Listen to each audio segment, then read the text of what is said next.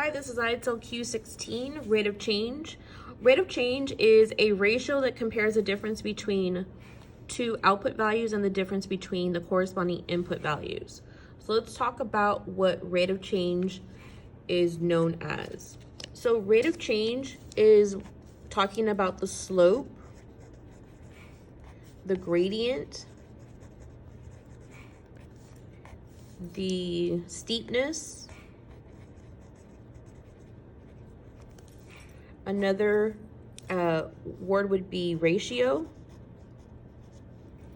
And then we also want to talk about the change of y divided by the change of x. And we'll get to these two when we talk about formulas. So now let's go over the word ratio. Ratio is a fraction or division.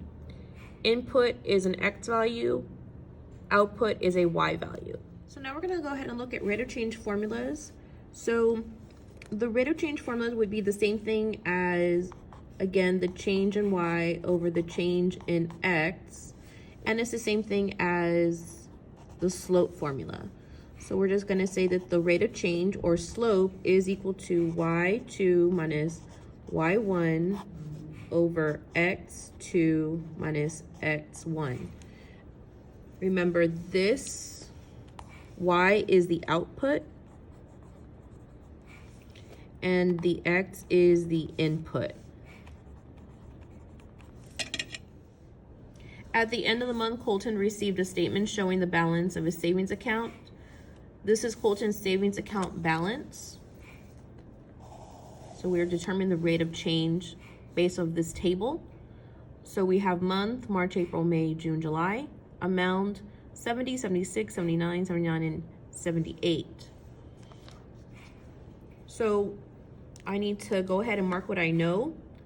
I know that the month is going to be the same thing as the x or the input. I also know that the amount is going to be a y, which is also the output. According to the table, what is the rate of change between March and July? All right, so let's go ahead and convert this to a table. Our month is x, our amount is y. We're going to list the amounts and the months, but let's start with the month. So each month has to be designated by a number. So March, April, May, June, July. Those are each a different month. So March is the 3rd month, April is the 4th, May is the 5th, June is the 6th month, and July is the 7th month. The amount is going to stay the same. So that means our y's are going to be the same. So for March, I had 70. For April, I had 76. May, I had 79. June, I had 79. And July, I had 78. I'm going to move this up. And I'm going to use this table right here to help me answer this question. According to this table, what is the rate of change between March and July? Okay, so that means that I'm interested in March and July. So March and July. That means I'm going to use this formula. Slope equals y2 minus y1 over x2 minus x1. I know that for my x and my y, so this is the first ordered pair.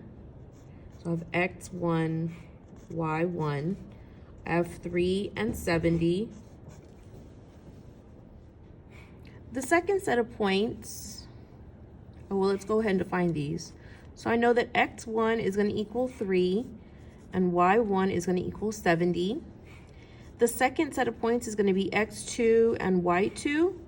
So I know that x2 equals 7 and y2, equals 78. So I'm making an order pair from 70 and 78. Now that I have my x1, y1, x2, and y2, I'm going to substitute it back into this formula. So that means I have y2 equals 78 minus y1, which is 70, x2, which is 7, and x1, which is 3. I use the negative in both places. So again, 78 is y2. So 78 minus y1 equals 70 divided by x2 equals 7, and x1 equals 3. So let's go ahead and solve. 78 minus 7 is going to be 8, and 7 minus 3 is going to be 4. So 8 divided by 4 is going to give me 2. So now you can say that your slope, or the rate of change between March and July, is equal to 2. So if we write this as a sentence, we're going to say the rate of change between March and July is 2.